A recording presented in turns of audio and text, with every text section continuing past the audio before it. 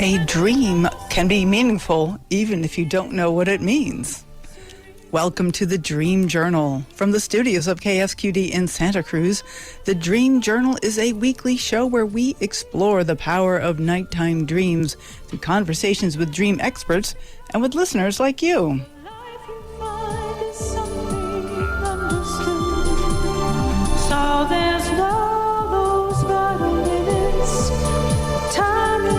Today's music is called Flutterescence, and I will be releasing a special video, YouTube, of ambient pugs, as Rika composed the music, and it'll be on the episode page, so look for that.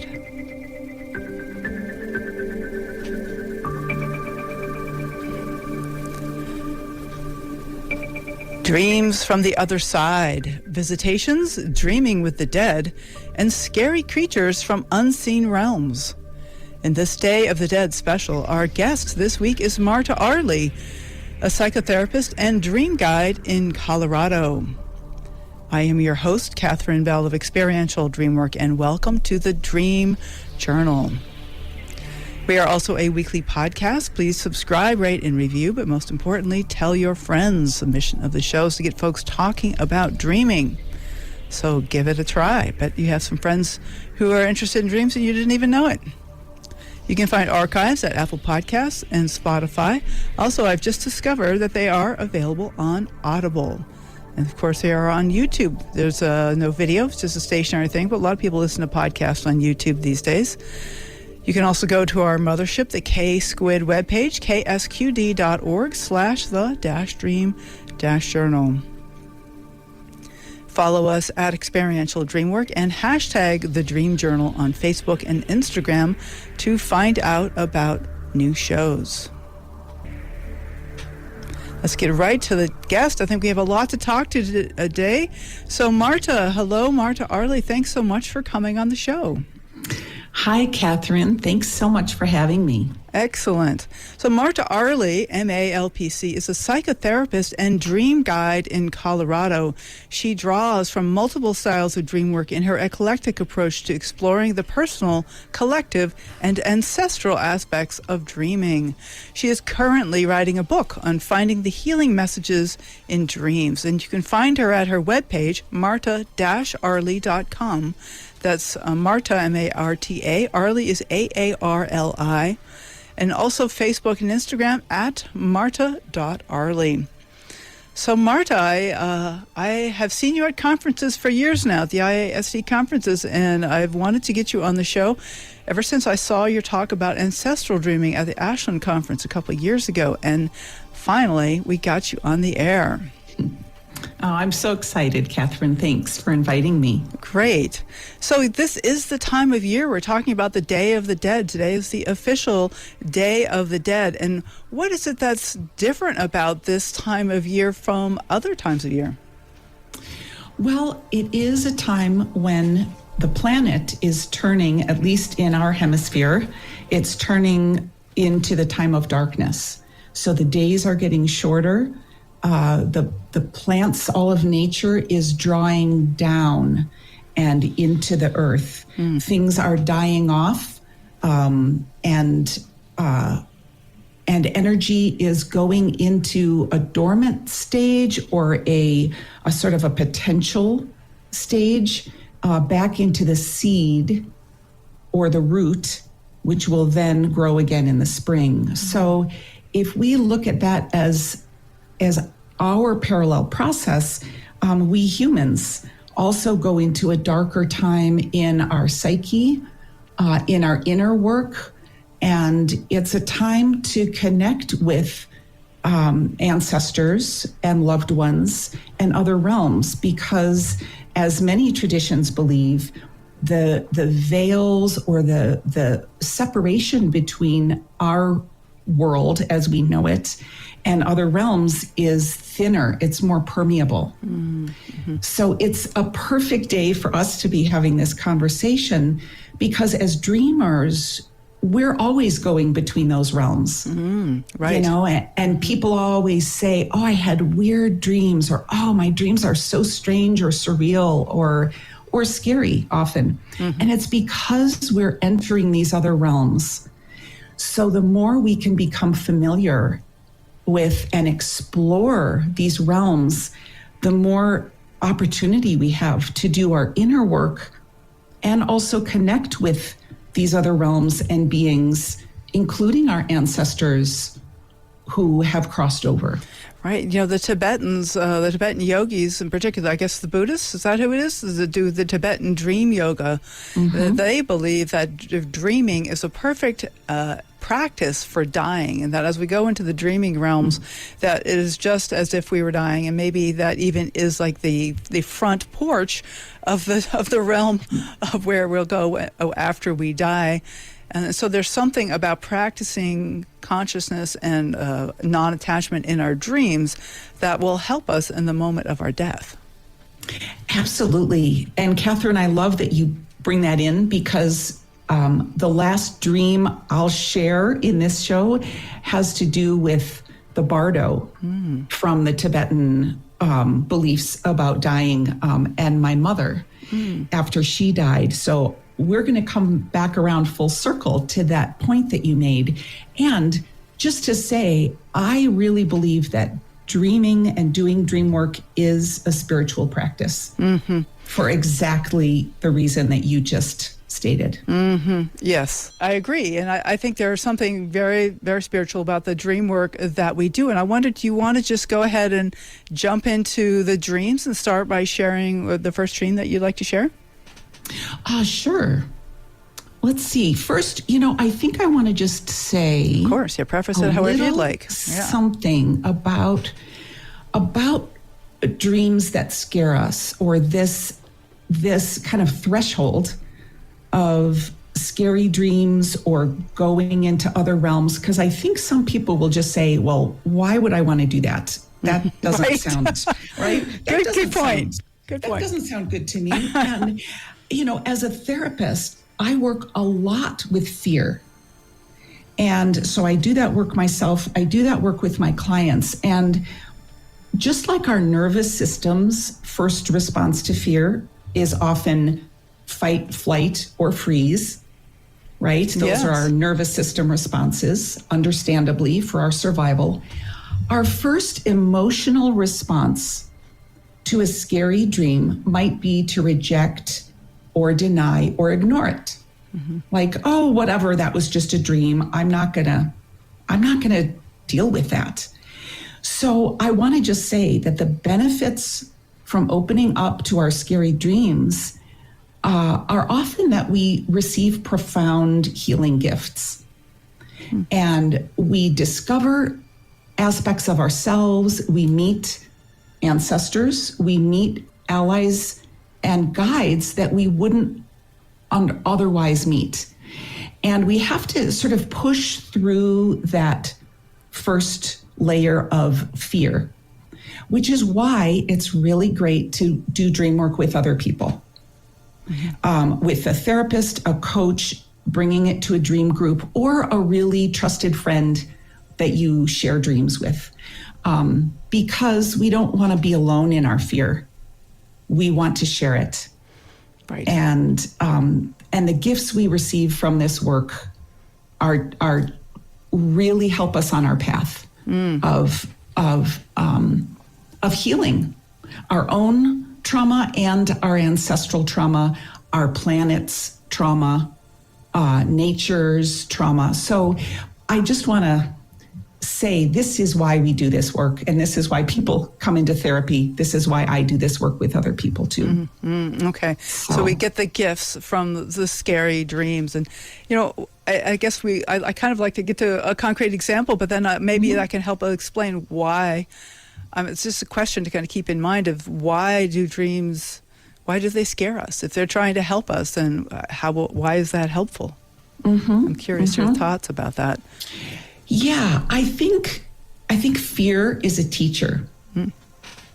And fear often covers up other feelings that we don't know how to deal with. Often underneath fear is something vulnerable, like feeling unlovable feeling abandoned. These are the very human, common fears that we often don't talk about. Traumas that we experienced, ways that we've been squashed and not allowed to be our full selves, ways that our ancestors have experienced that through our lineage. Fears of not being lovable.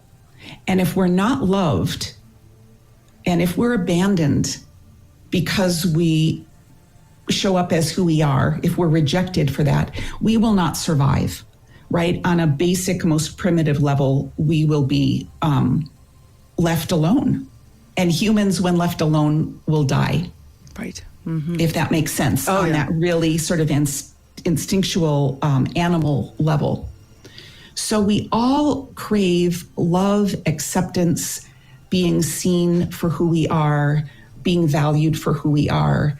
And I think so much of our depression and our anxiety in our world today is from not feeling that, not feeling connected, not belonging, not knowing where we fit in or how to bring the gifts that we have to the world so that we feel our value and we feel loved. These are very primal things, for sure. I think so. Yeah. I think so. Yeah. Yeah. Okay. So I can start with Sure. a dream that is on this inner level, confronting a scary part of myself. So this is called Vampire in the Kitchen. I come out of the bedroom at night and I walk into the kitchen to get a glass of water from the refrigerator door. There are no lights on and there's an eerie glow in the dark. Suddenly, from the basement stairs, a wispy, ghost-like figure comes up and whooshes into the kitchen. She's a translucent woman in a long, white, tattered gown with a very scary presence. So I hunch down, I sort of squat down by the door to the garage next to the refrigerator. And I put on my scary, mean face to scare her, even though I'm cowering in the corner. She's standing at the center island of the kitchen in this strange, hunched over posture. She has pale skin and thin black hair with a slim body, skinny body, and a gaunt, pretty face. She slowly turns around and bares her teeth. And that's when I see that she's a vampire and that I look exactly the same as her. And I feel my energy being pulled towards her in this whooshing feeling. So that was a pretty scary dream. Woof, yes, my goodness. I mean, I realize that my face is like her. I look just like her. That's a terrifying moment.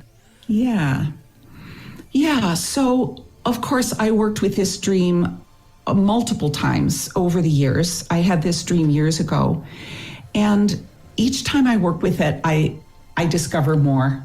But she's basically, my understanding is that she's a really scary, destructive inner part of me who is actually very vulnerable, and she's needy. She's thirsty for love from me. She needs me to love her.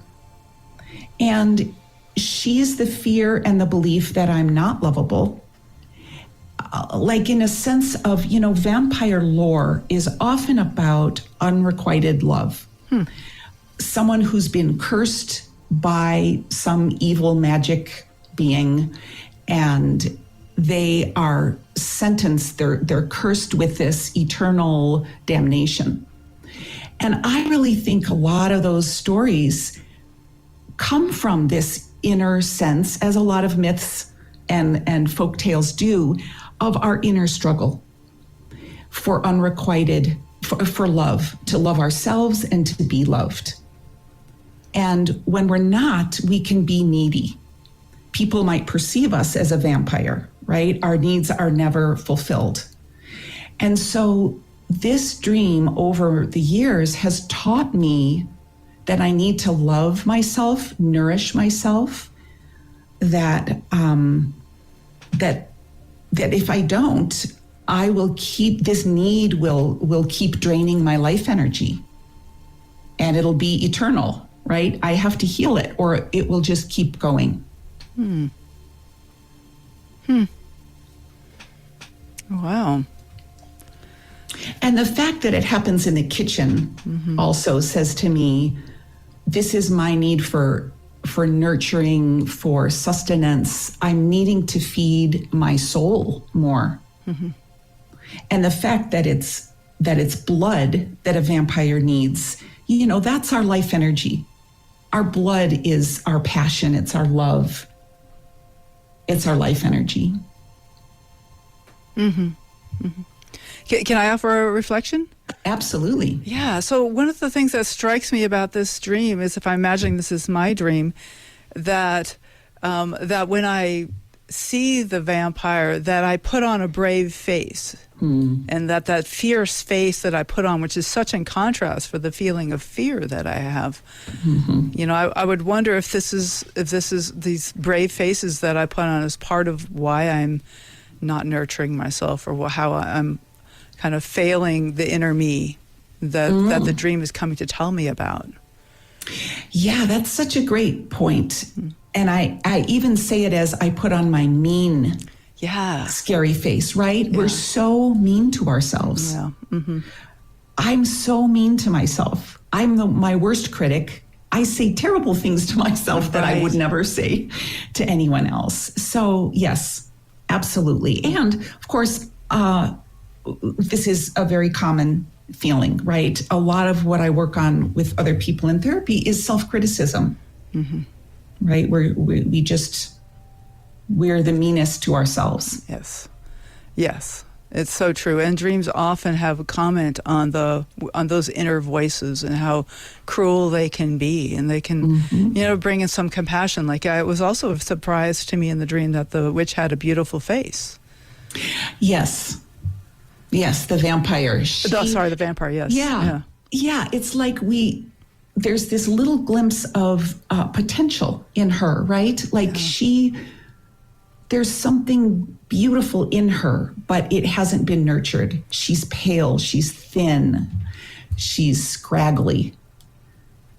And, I'll say here that when we have dreams like this, if we track a series of dreams, so I've had a whole series of vampire dreams. And when we follow this thread of dreams over years, we can see how these parts of ourselves are healing. So for instance, just a year or so ago, this vampire character appeared again, although it took doing some dream work to recognize her. But she appeared as a healed aspect of herself, who I called Moon Woman. And she was still this sort of pale blue color, but she was sort of silvery, and she was powerful, and she was radiant and beautiful. And I met her in a garden at night, back behind my childhood home. And as I did dream work, I realized this is the vampire from the kitchen who has been nurtured and loved, and she's become this radiant moon woman. So when we do our inner work, these parts of us heal. And our dreams will keep showing us how our inner work is bringing about these transformations. So this is like a big aspect of what dreams do, is they help us with our personal growth and the parts of us that need to heal.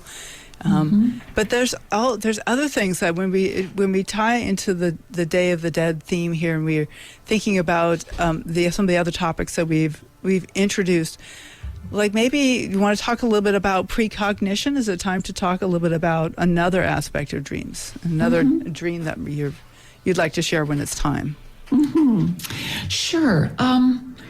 So precognition is another area where, we're crossing between the thresholds of time, because in our realm, time runs in a linear fashion, right? It's chronological. But when we cross over into other realms, we can go into the past, we can go into the future, we might even go into realms where there is no time. It's just the essential place of everything that is, like a universal sense. So even saying precognition comes from our perspective that time is chronological. So I think this is why many people have precognitive dreams. It's because we can travel back and forward in our dreams. So it's not so unusual afterwards. If that makes sense. Yeah, right. And that when we're awake, that we're in this kind of linear time. But as we're dreaming, you're saying we're touching into these realms where time is not so linear, and maybe even in some cases doesn't exist. Right. So we may have a dream in the future, and we come back and we say, oh, well, that's weird. I don't understand it. And then something happens in our life, and then suddenly we understand. Now we say, oh, okay, I was dreaming into the future because I was there. Could this be the roots of déjà vu? I think so. I think so. As well as synchronicity. So when I'm having a thought and then I see something that is that same thing, or maybe I'm writing something and suddenly somebody speaks exactly the word I'm writing, it's when these different realms line up and suddenly they intersect. Sometimes just for a moment, like a déjà vu moment, or a moment in our lives when two things come together. That's those realms intersecting just briefly, and then poof, they're gone again. And we wonder, what was that? Right. Yeah. And so maybe there's some ways that we're connecting. And I can't say never, but I've pretty rarely had precognitive dreams, but many of my guests and listeners have had precognitive dreams. And you have one. Are you ready? Would you like to share that one that you told me about? Yeah. So this is a dream that was quite scary. I mean, there's a scary aspect to it, more an aspect of dread. And of course, I didn't know it was precognitive until 9 days later when my mother died. She was not sick. We had no idea. It was a completely unexpected death. Wow. So here's the dream that I had. Before you say this dream, Marta, I'm just getting a shiver. I want to say that most dreams about death are not precognitive, right? I think you would agree with that. We'll say more about that. Yeah. I guess I'm just showing my own fear of like, yikes. Yes. Okay. Gotcha. Okay, go ahead now. I think many times dreams about death are a part of us or an aspect of life that is dying or needs to die, or yes, I'm glad you brought this up. I think mostly like killing. I kill people in my dreams, right? Which is kind of horrifying, but on a certain level. But on another level, I think, well, what part of myself do I need to kill off? This is something, something is attacking me. So to kill it off, I'm killing that self-attacking aspect. So yes, metaphors. Okay. Mostly it's metaphors. So in this one, it's not a metaphor. Right. So in the dream, I'm with my mom and we're unpacking boxes in a new apartment that we've just moved into with several other people. It doesn't seem like there's enough room for all the chairs because we'll need places for people to sit when they come over. And I think about how it's going to take some time to get used to living with all these people. There's a knock on the door, and I see a man standing outside, and I say, oh no, it's this guy.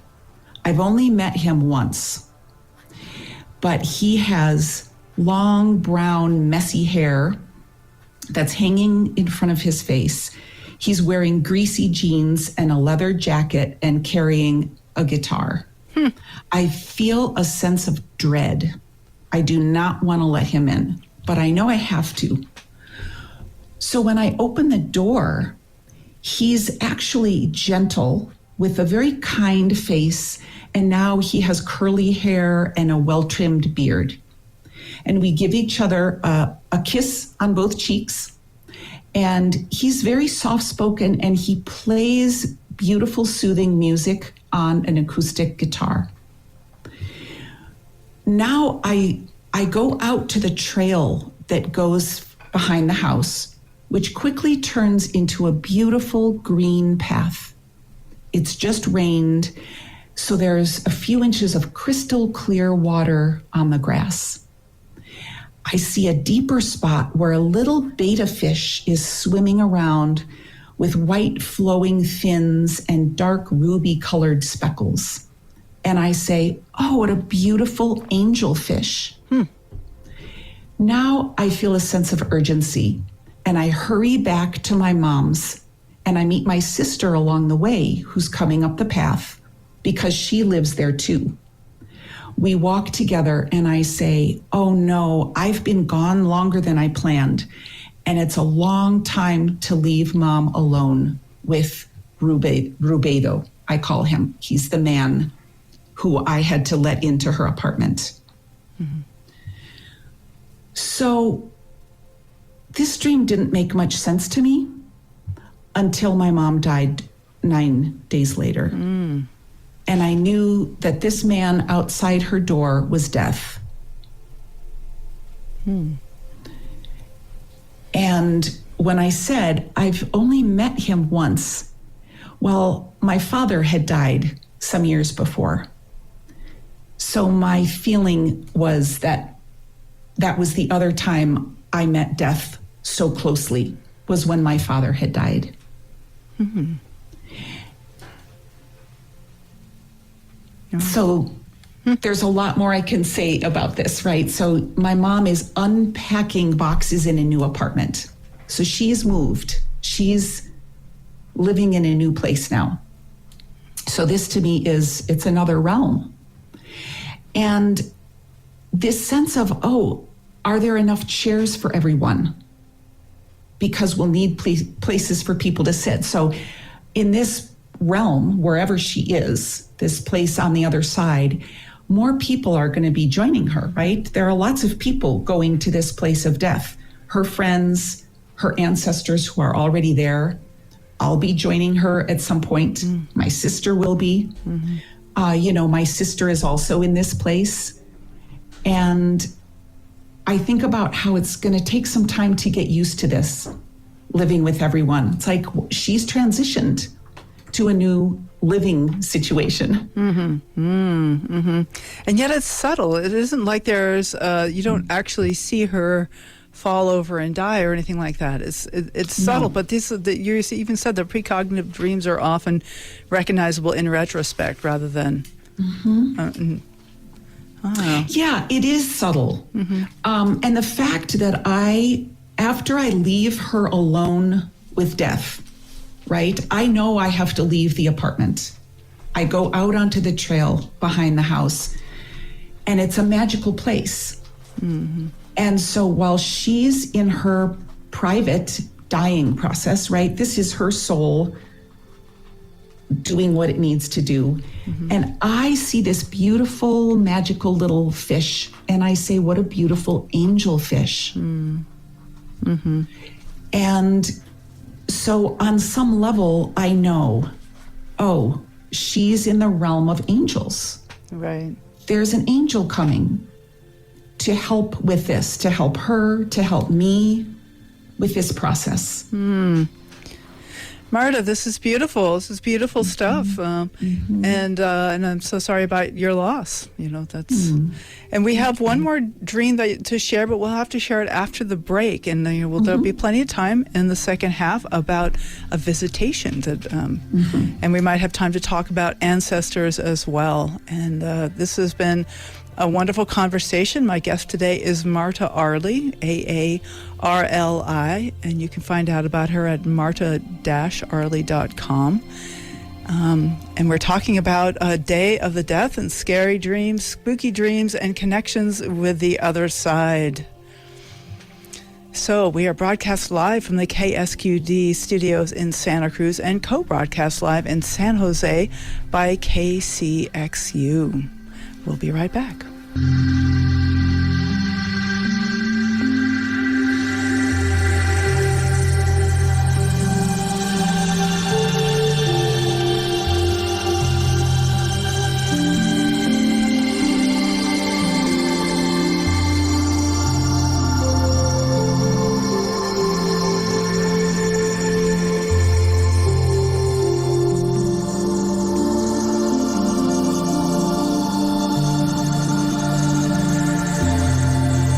Welcome back. You're listening to the Dream Journal, and I'd like to welcome our far-flung listeners, of which we have some pretty far-out people today. Scotts Valley, San Jose, Hayward, Seattle, Longmont, Colorado, Ashburn, Virginia, Emmaus, Pennsylvania, Philadelphia, Pennsylvania, and then Frankenthal in Germany, and Tel Aviv in Israel. So thank you so much for listening to the Dream Journal. It is fun to have you live on the air. Next week, we welcome back Jason Altaver, whose appearance on the show in September was canceled because he lives in the Smoky Mountains and was right in the path of Hurricane Helene, which hit the night before the show. So we're having Jason back, and he will be speaking about how dreams help us get to the root of our subconscious limiting beliefs. You'll want to tune in for that. Check us out on Instagram and Facebook by following hashtag The Dream Journal. So today's guest on The Dream Journal is Marta Aarli, and she's a psychotherapist from Colorado. And you can check her out on her webpage, marta-aarli.com. Aarli is Aarli. So what's it like to share these dreams of yours? You've shared two very, very profound dreams with us. And as you say, every time you open a dream, something new comes up. And I wonder if you have some new insights, or what does it feel like to share about these dreams? Or are they feeling pretty settled for you now, these dreams? Well, what a great question, because we can work on our dreams really privately, with ourselves, with our therapist, with our dream group. But when we tell them on a bigger scale, there's a different sort of feeling that I'm experiencing right now of, these common experiences that we have, and how helpful it is to know that we're not weird, we're not crazy, we're not, like so many people say, my dreams make me feel crazy, or they're so weird. And I often say to people, you know what? It's not so weird.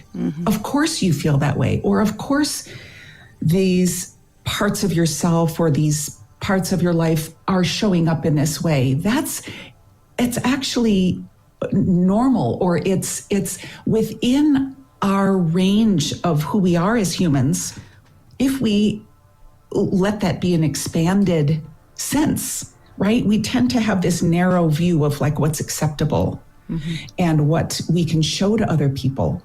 So I think it's powerful to show these, quote, weird, bizarre, surreal aspects, because it is quite normal. Our minds are quite expansive, and our souls are expansive, right? Other people maybe are hesitant to sound too spiritual or too out there. But I think we actually are quite spiritual, and we are quite out there And so to talk about it normalizes that and helps people feel not so isolated in it and more connected. Well, that's one of the things that the show I think will do for people. I hope that's one of it'll do, is to show that dreams can be really wild, and yet there's value. There's things to uncover here. There's healing to be had. There's growth to be had, even in these crazy, scary dreams. So thank you so much for sharing these vulnerable dreams. Mm-hmm. Yeah, and I'll just say one more thing about. In the belief system of the Day of the Dead or Samhain or Halloween, the beliefs from many cultures are that the dead are all around us all the time. And we can't see them from our everyday experience or perspective, but they're here. They're always with us. And for better and for worse. So the more we work with them, the more they can actually help us, and the more we can have protection so that they can't harm us. So working with these realms actually is quite good for us, even though it might sound strange to say, oh, the dead are all around us or our ancestors are all here with us, because I believe it's true.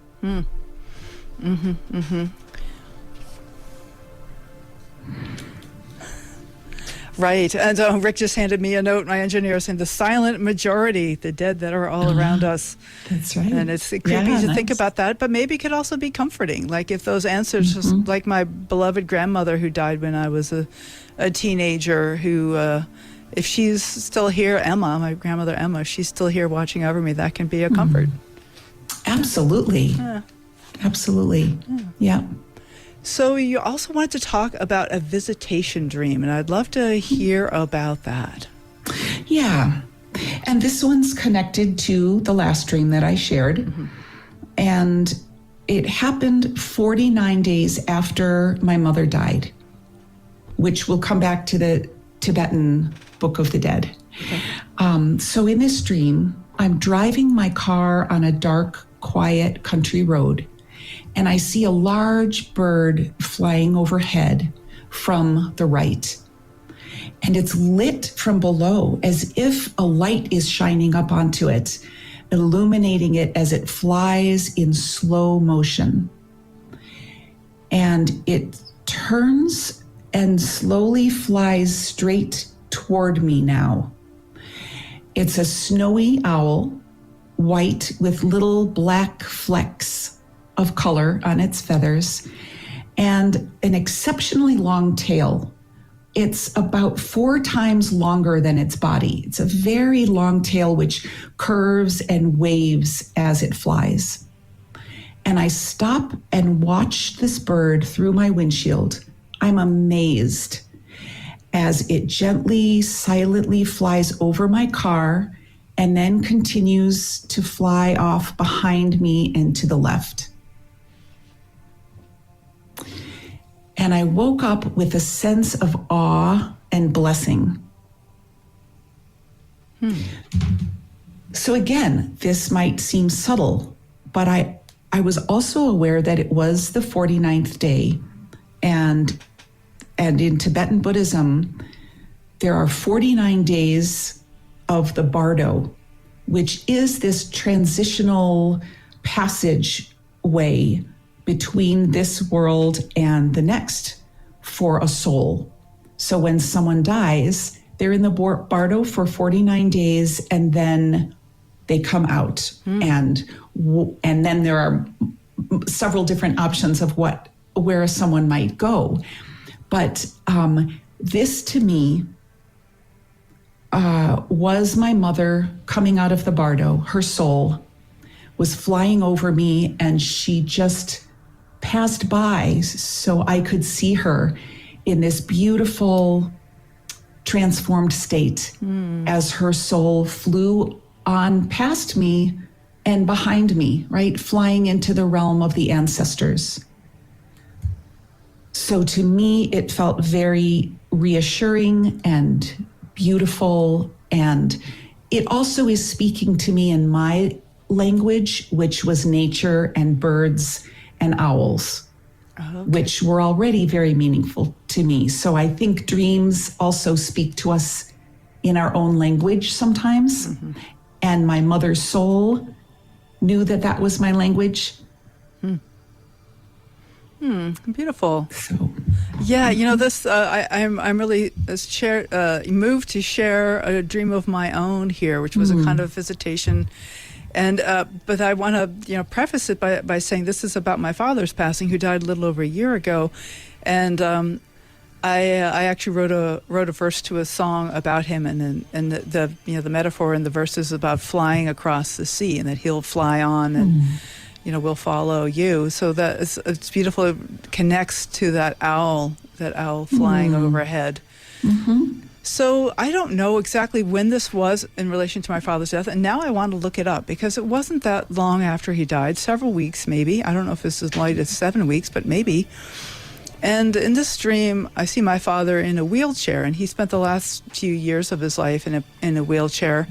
And kind of shrunk in on himself quite a bit and near the end, and as I see him, he goes through this big shake, and then the wheelchair breaks apart and he stands up, and it's like a way like that he was like breaking out of the wheelchair, and like is there a way that he was moving on and coming back into his own.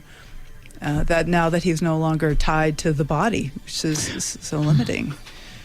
And it may have had to do with my memories, like was I keeping him small in my memories in the wheelchair, or is there a way that he himself was breaking free and flying on to other realms? Wow. Mm-hmm.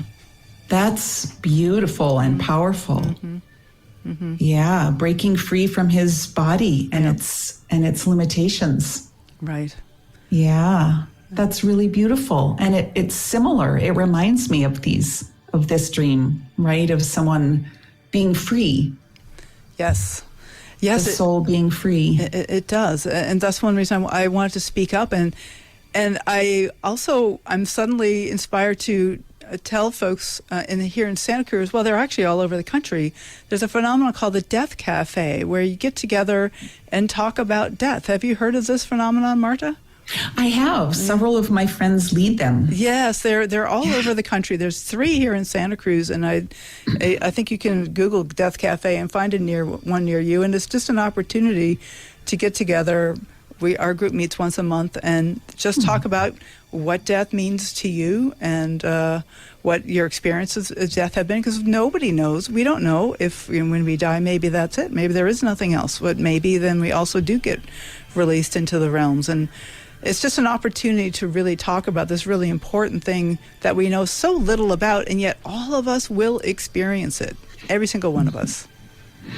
Yeah, and I think it is another one of those topics that many of us don't want to pay attention to. It's scary, it's dark, we just ignore it. But the potential harm that can come from ignoring it is huge, right? Mm-hmm. So again, like scary dreams or any kind of fear, the more we lean into it and work with it and spend time with other people around that topic, the more we can transform it, take care of ourselves, join with other people, not feel so alone, and not let the fear take over. Mm-hmm.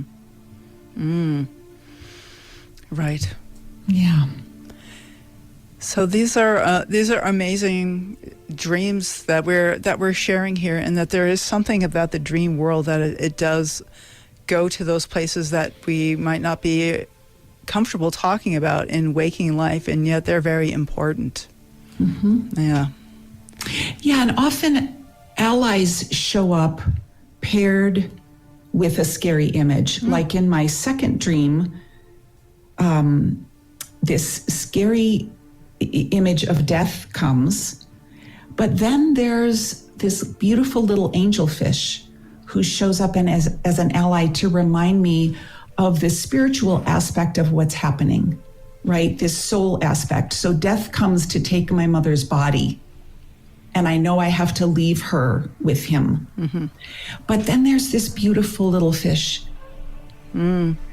So here's a way to look for the allies who are here for us all the time also, who will give us little hints or give us clues or remind us that it's not just the fear, that there are other things here too. Marta, I have Max here in the studio with me that has a question or a comment. What's coming up for you, Max? Okay, Marta. I have a question, and it's sort of an open-ended one, and there may not be enough time left for you to deal with it or anything, but you've been talking about other realms and time displacement through like deja vu and precognition and stuff like that. Do you know anything about dream time? From what sense? From the Aboriginal Australian dream time? Either one, any one you have. It's really not my area of expertise, so I don't know that I'd want to talk about it a lot, because I'm not also from that culture. But my understanding is that their perspective is a sort of reversal of what the culture I'm familiar with as a white person, that dreams are another realm and waking life is sort of reality, if we want to call it that. And in Aboriginal thought, it's the other way around, that dream time is more reality, and that our waking life is sort of another realm. Okay, I did not mean particularly about the Aboriginal sense. I meant more about time and dreams, because it seems like the two, like time takes a break sometimes in dreams, and you get displaced in time. Well, say more about that experience for you.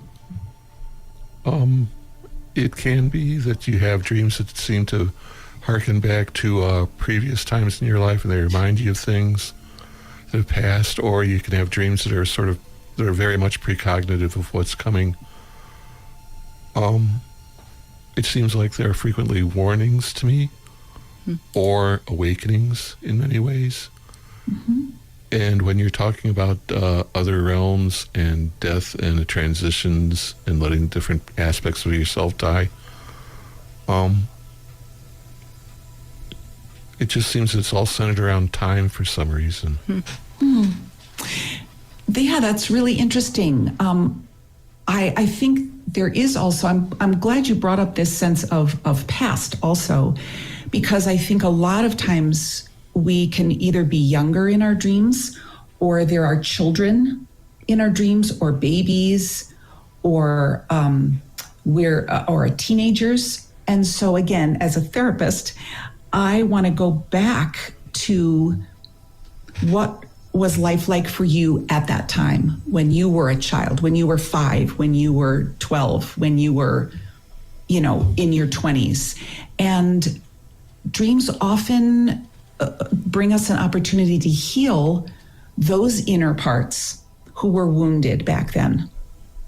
And so we can time travel back and talk to that child part, that angry teenage part, that, young, confused 20-year-old part.